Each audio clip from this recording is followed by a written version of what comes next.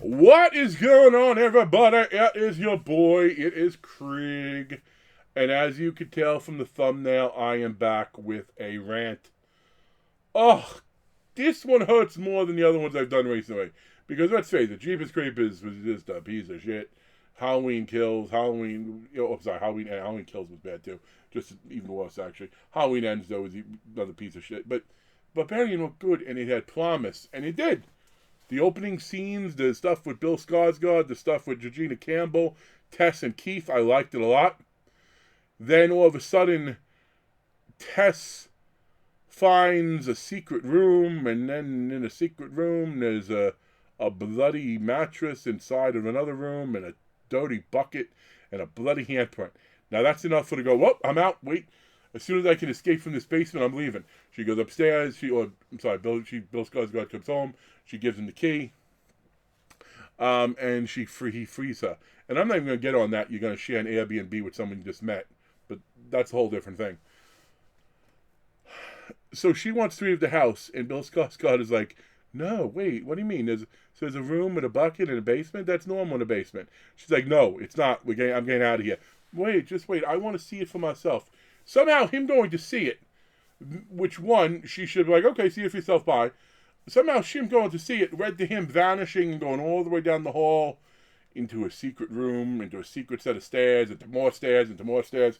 And then she went from being, I'm not even coming back in the basement with you, to, Keith, are you down there? Keith, she's hearing him screaming. That should be enough. Okay, I'm going to call the cops and I'm safer in my car.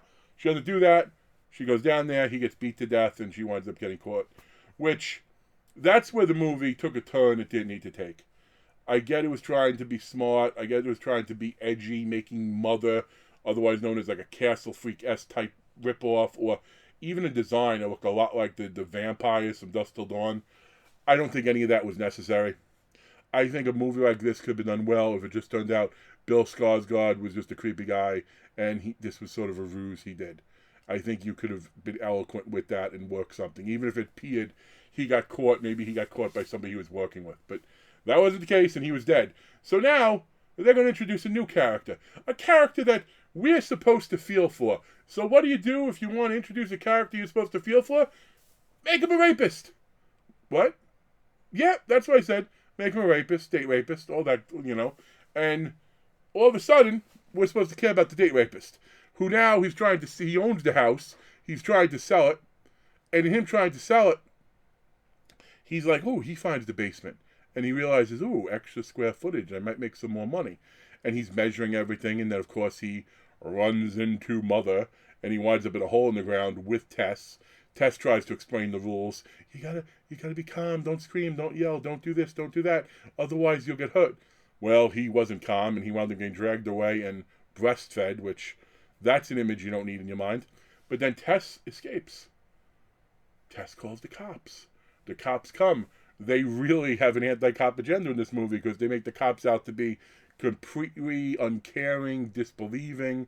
In all fairness, the cops show up at the house where she says she was held hostage, and you can see the window is broken from the inside, and it's the only good-looking house on the whole block. The cops aren't like, "I'll think you're a crackhead. You should sweep it off and don't break and enter." But again, they need to do that for some effect. I think it would have been better if she just couldn't make a phone call or something. So then let's go to weird segment number 3, where they show Richard Brake shopping, which cool, glad he was in it, but he didn't get a chance to really be him. And then his ending in it is he killed himself. He would never have done that. This character's a douchebag, rapist, incest. At the very least, before he killed himself, he would have shot Justin Long. But he didn't. He killed himself. Justin Long took his gun as he's trying to escape after the Tess had pretty much crashed Mother into a house. He shot Tess by accident. Tried to save her.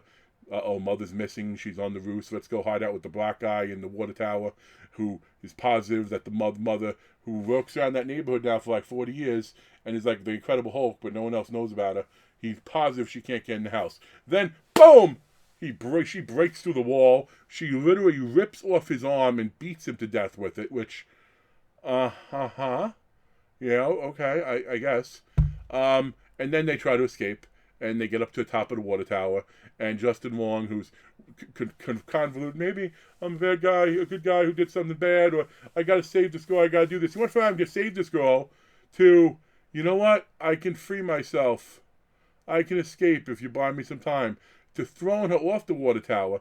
And she went off the water tower a good couple of seconds before Mother did. But then Mother jumped down and somehow got underneath her and saved her from the fall. So fuck gravity. And the rules in there. So then Justin Long went down. He saw Tess was still alive. Oh, wait, I'll still save you. I was just making excuses. I didn't really hurt you. I didn't do this. Guess what? Mother's still alive, too, somehow. After that fall on concrete with somebody on top of them. Fine. Mother gets up, pokes out Justin Long's eyes. Tess, Mother's like, oh, Mother. And then Tess shoots her in the head, and then Tess walks away. No. You had such potential. The trailer looked good. The Mother did not look good because it was so familiar from those two movies I just mentioned. And truth be told, I'm sure if I really thought about it, I could probably come up with another 3 or 4 movies that had similar creature to it.